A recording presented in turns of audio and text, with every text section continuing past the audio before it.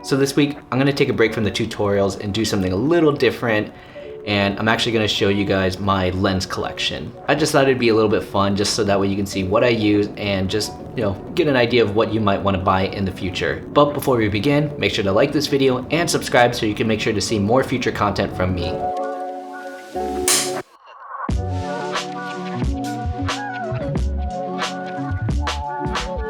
Okay. What I have here on my coffee table is a variety of lenses. These are the ones that I own and I use on a regular basis. I'll just pick one and then just kind of talk about it a bit and why I like using it. This here is my Rokinon 35mm f-stop 1.4 autofocus Sony E-mount. This is definitely one of my favorite lenses. I've mentioned before I like a 35mm focal length, and I definitely really like shallow depth of field. So a 1.4, that's really damn creamy. This is the guy I use mainly for photography because it's autofocus, and that's just really useful to have, especially when you're doing headshots or just on the go type stuff. You don't want to be fumbling with the focus too much, especially for street photography. So 35mm, this guy is definitely my favorite. Let's move on to this little guy here. This little guy here is my Rokinon 24mm, and this is a f-stop 2.8 autofocus. This guy is definitely more of a compact travel lens that I purchased because, well, it's relatively cheap, and I got it used actually. It's good, it's lightweight, it's very plasticky feeling. Sometimes the focus and the image quality can be a little bit questionable. Actually, I don't really use this on my A7S II. I mainly use it on my A6500, which is an APS-C sensor, and this actually ends up turning out to be looking like a 35mm on the 6500.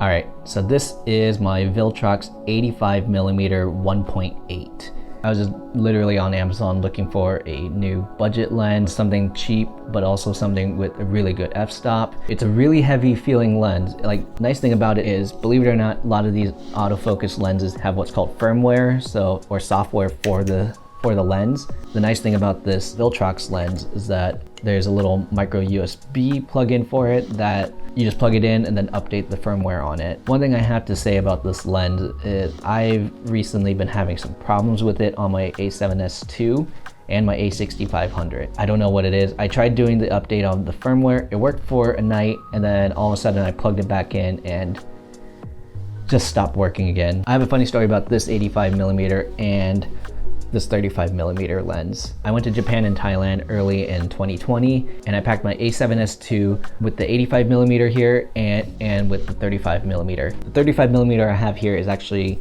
a new one. I had a previous version that I bought that was actually refurbished, and I used that for like a little over a year. I was playing with the lens and everything was fine. For my layover in Japan to head to Thailand, I plugged in my camera gear to double check, make sure everything's working.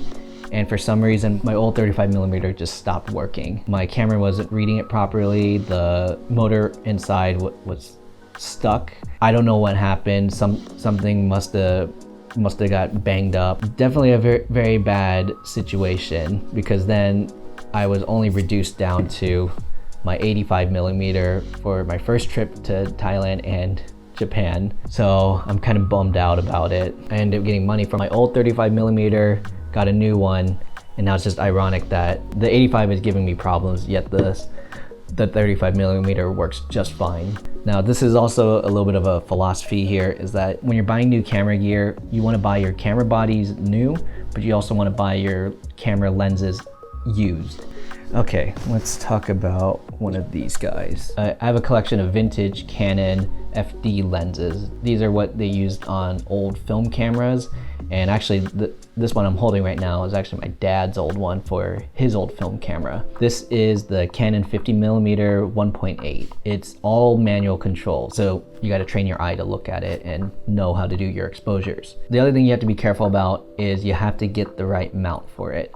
So these Canon lenses, I have a specific mount that converts the Canon ring here to my Sony cameras. These old vintage lenses, they kind of have their own characteristic. It's a little bit warmer feeling, definitely a very vintagey look. They're very nice to use once in a while. So I got this 28mm. It's, a little bit wider, but the aperture on it's definitely weaker compared to the 50 This is only 2.8, the other one's 1.8. I'm glad that I bought these vintage ones because I was told when I first got into using Sony mirrorless cameras that vintage lenses tend to work the best on mirrorless because the mirrorless replicates the old film bodies. When I was buying vintage lenses, I kind of went on a little shopping spree because they're so damn cheap, like 50 bucks at most. So I bought this guy kind of on a whim. This is a Canon zoom lens. This is 35 millimeters to 70. And the f-stop though only goes down to 4. So it's not bad. Not much of a fan for zoom lenses. I'm more of a prime lens user. The reason I like prime lenses is they tend to have a wider aperture, and I kind of just like to get close and focus and just be more intimate with the subject.